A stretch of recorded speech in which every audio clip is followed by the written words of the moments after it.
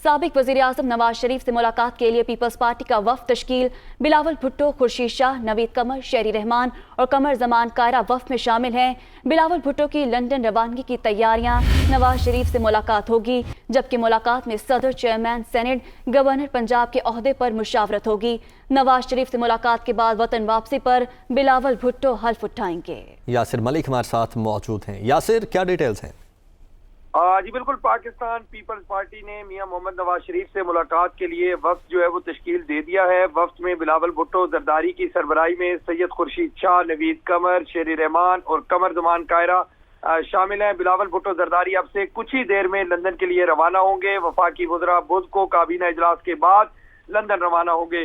मुलाकात में सदर मुमलिकत, चेयरमैन सेनेट और गवर्नर पंजाब के ओहदे पर मुशावरत की जाएगी। मियां नवाज शरीफ मुलाकात के बाद वतन वापसी पर जो है वो बिलावल भुट्टो जरदारी जो है वो वजारत का हल्फ उठाएंगे। आज बिलावल भुट्टो जरदारी जब ईवान सदर में मौजूद थे तो उन्होंने हल्फ नहीं उठाया और उनके कुछ तहफ़्फ़ुज़ात हैं पीपल्स पार्टी के, और वो तहफ़्फ़ुज़ात जो है वो ये है कि जो अभी तक BNP मेंगल, इसके साथ साथ शादेन, इसके साथ साथ जो है अपना